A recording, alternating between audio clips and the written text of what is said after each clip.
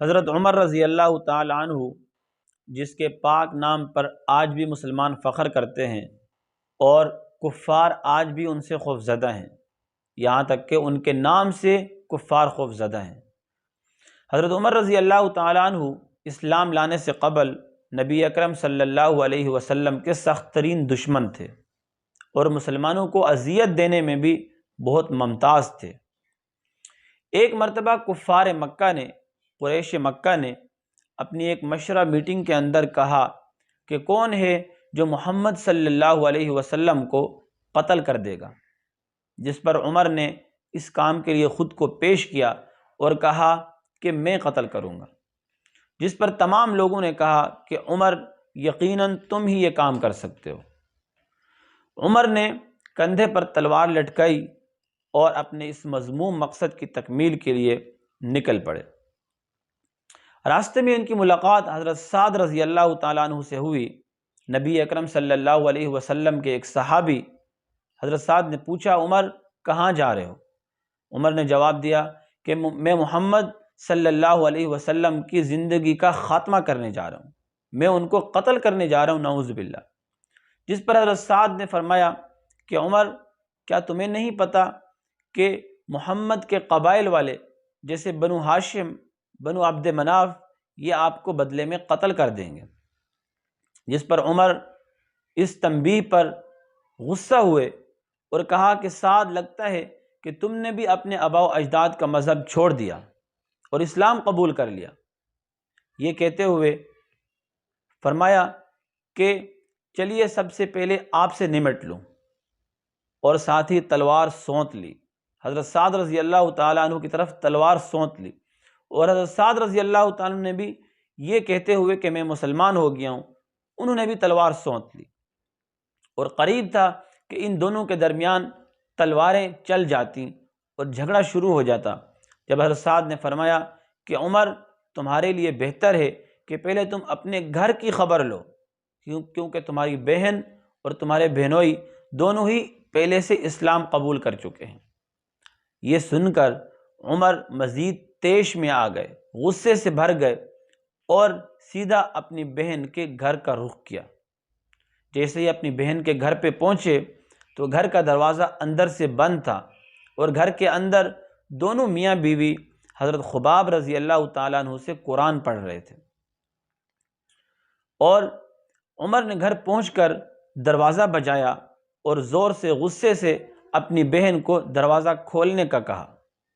حضرت خباب رضی اللہ تعالیٰ عنہ نے جیسے ہی حضرت عمر کی آواز سنی تو انہوں نے خود کو گھر کے اندر کسی کمرے میں چھپا لیا، اور قرآن مجید کے صفحات جو پڑھ رہے تھے وہ بھی اپنے ساتھ لے جانا بھول گئے۔ جیسے ہی حضرت عمر کی بہن نے دروازہ کھولا، عمر نے ان کو زور سے سر پہ مارا، یہ کہتے ہوئے کہ اے جان کی دشمن، اپنی جان کی دشمن، تم نے بھی اپنے آباء و اجداد کا مذہب چھوڑ دیا اور اسلام قبول کر لیا۔ اس کے بعد حضرت عمر گھر کے اندر آئے اور ان دونوں سے پوچھا کہ تم کیا کر رہے تھے، اور یہ اجنبی شخص کون تھا، کیونکہ میں نے گھر کے باہر سے سب کچھ سن لیا۔ حضرت عمر کے بہنوئی نے کہا کہ ہم ایک دوسرے سے باتیں کر رہے تھے، جس پر حضرت عمر نے کہا کہ کیا تم نے بھی اپنے آباء و اجداد کا مذہب چھوڑ دیا اور ایک نیا مذہب اختیار کر لیا؟ جس پر بہنوئی نے جواب دیا کہ عمر، اس میں کیا حرج ہے؟ اگر نیا مذہب سچا ہو اور حق پر ہو تو اس میں کیا حرج ہے؟ جس پر عمر رضی اللہ تعالیٰ عنہ مزید طیش میں آ گئے، غصے میں آ گئے، اور ان کے ساتھ لڑنا شروع کر دیا، ان کی داڑھی کھینچنا شروع کر دی، ان کے اوپر گر گئے اور لڑائی شروع کر دی، ان کو مارنا شروع کر دیا۔ حضرت عمر کی بہن نے جب مداخلت کی اور چھڑوانے کی کوشش کی تو عمر نے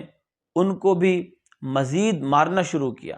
اور ان کے چہرے پر تھپڑ رسید کیا کہ ان کا مزید خون تیزی سے بہنے لگا، اور بالآخر وہ بھی حضرت عمر کی بہن تھی۔ انہوں نے کہا، عمر،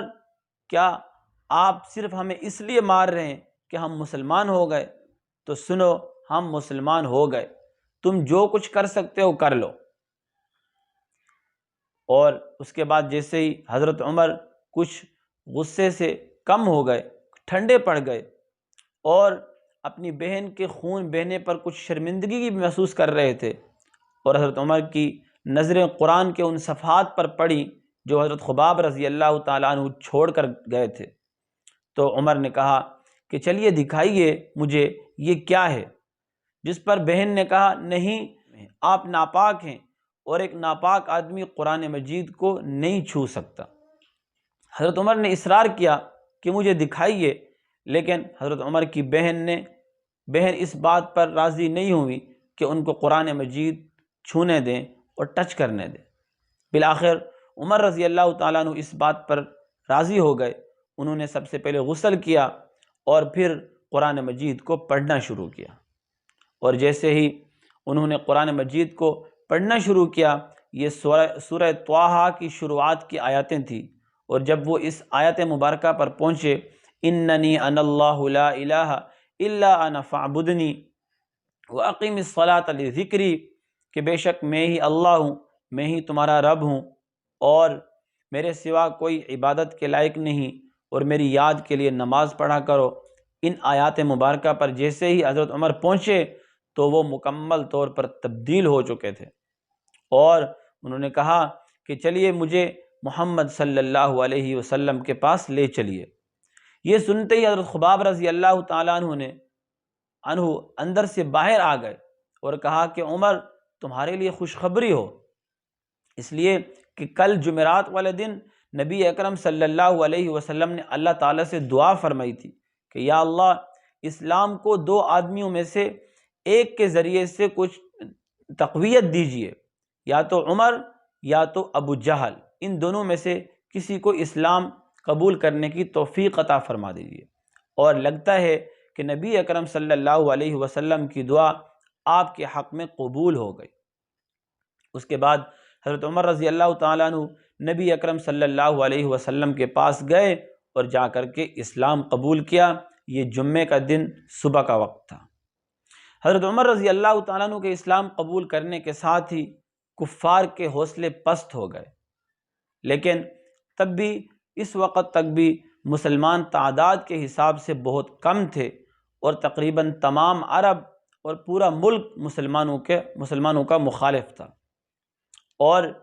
اس عمر کے اسلام قبول کرنے کے ساتھ ہی کفار نے مسلمانوں کو ختم کرنے اور اسلام کو مٹانے کے لیے اپنی کوششیں تیز کر دیں۔ البتہ اتنا ضرور ہوا کہ مسلمانوں نے حضرت عمر کے اسلام قبول کرنے کے بعد بیت اللہ کے اندر نماز پڑھنا شروع کر دی۔ حضرت عبداللہ بن مسعود رضی اللہ تعالیٰ عنہ فرماتے ہیں کہ حضرت عمر کا اسلام قبول کرنا یہ مسلمانوں کی بہت بڑی فتح تھی، اور حضرت عمر کا مدینہ کی طرف ہجرت کرنا یہ مسلمانوں کے لیے ایک مدد تھی، اور اسی طرح ان کا خلافت کے اندر آنا، ان کا خلافت کا منصب سنبھالنا، یہ اللہ تعالیٰ کی بہت بڑی رحمت تھی۔ تو یہ تھی حضرت عمر رضی اللہ تعالیٰ عنہ کی مختصر اسٹوری، ان کا مختصر قصہ۔ السلام علیکم ورحمۃ اللہ وبرکاتہ۔